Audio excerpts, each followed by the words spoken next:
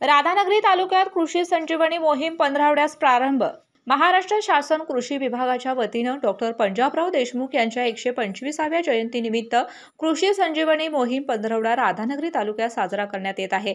या मोहिमेअंतर्गत राधानगरी तालुक्यातील आवळी खुर्द येथे करवीरचे उपविभागीय कृषी अधिकारी अरुण भिंगारदेवे यांनी जमीन सुपीकता जनजागृती दिनानिमित्त उपस्थित शेतकऱ्यांना सखोल मार्गदर्शन केलं।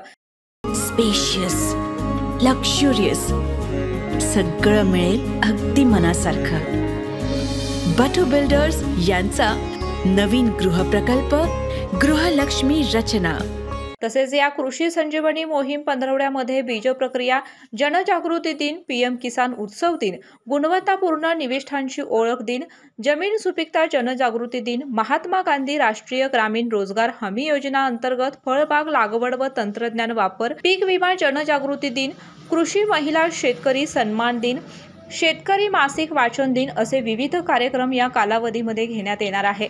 डॉक्टर पंजाबराव देशमुख यांची 125वी जयंती कृषी विभागामार्फत कृषी संजीवनी 15वडा म्हणून आपण 17 जूनपासून 1 जुलैपर्यंत राबवत आहोत। यामध्ये आता जिल्ह्यातील सर्व गावामध्ये वेगवेगळ्या प्रकारचे मेळावे आणि डेमॉन्स्ट्रेशनच्या माध्यमातून लोकांना तंत्रज्ञान समजावून सांगण्याचा प्रयत्न होतो।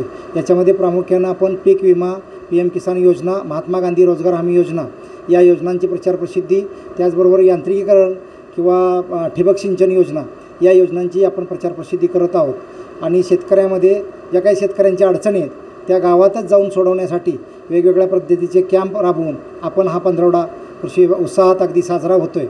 आणि यामध्ये लोकांचा उत्तम प्रतिसाद आम्हाला मिळतो आहे। पीएम किसान योजनेअंतर्गत ज्या लोकांच्या अडचणी आहेत त्या गावातच सोडवण्याचा प्रयत्न कृषी विभागामार्फत या 15 दिवसात करण्यात येत आहे। प्रत्येक दिवशी विविध मुद्द्यांवर शेतकऱ्यांमध्ये जनजागृती करणे हा या कृषी संजीवनी मोहिमेचा मुख्य उद्देश आहे।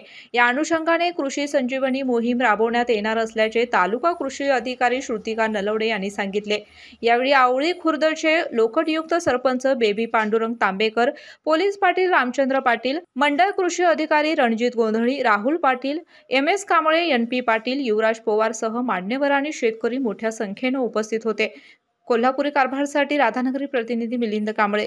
अशाच नवनवीन अपडेट पाहण्यासाठी आमच्या केके न्यूज चॅनेलला सबस्क्राइब करा।